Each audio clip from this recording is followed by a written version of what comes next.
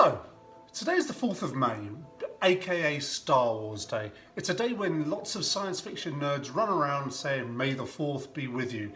Well, I might be one of those people too. I queued up many times to go and see Star Wars.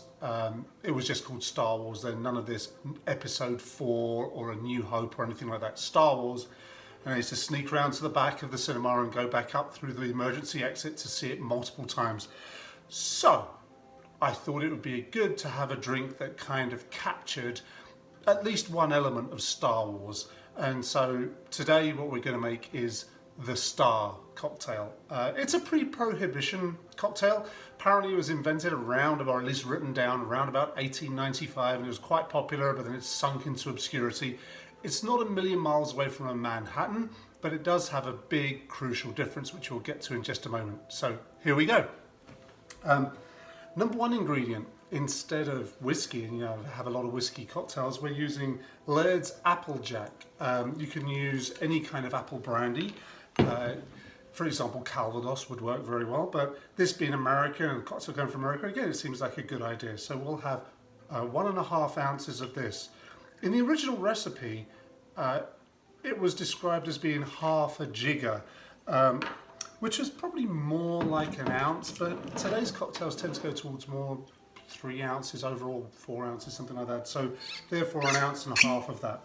And then also 1.5 ounces of this stuff we see quite a lot, some sweet vermouth. So we'll have 1.5 ounces of that.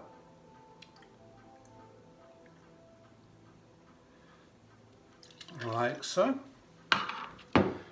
And then it does also, unlike a Manhattan, the original recipe called for a little bit of sweet, but not very much. And so we're going to just use a little bit of simple syrup. The original recipe called for something like half a teaspoon of a stronger syrup, a thicker syrup, but this will do okay. We'll just put a little bit of this.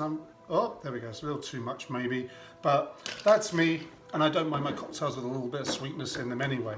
Then it calls for bitters, and it specifies either Angostura bitters or Peychaud's bitters, which I do not have here at the moment, but Angostura is one of them. But I also like the orange Angostura bitters, which I've mentioned before. So what we're going to do, instead of the 3 dashes that the recipe calls for of one kind of bitters, I'm going to go a big dash of that and a big dash of the orange bitters as well, and let's see how this turns out. It's got a beautiful colour. You can really smell the apple brandy in that, but also the sweet vermouth. And I'm kind of interested to see what this tastes like. I've never tried this before. This is my first time.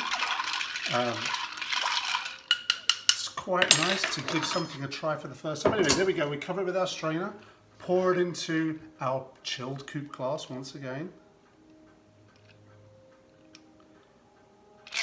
Perfect.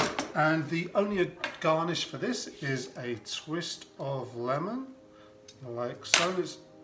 We'll crunch it up over the glass so it gets some of the oil in there as well. Drop it in, and let's see what we've got.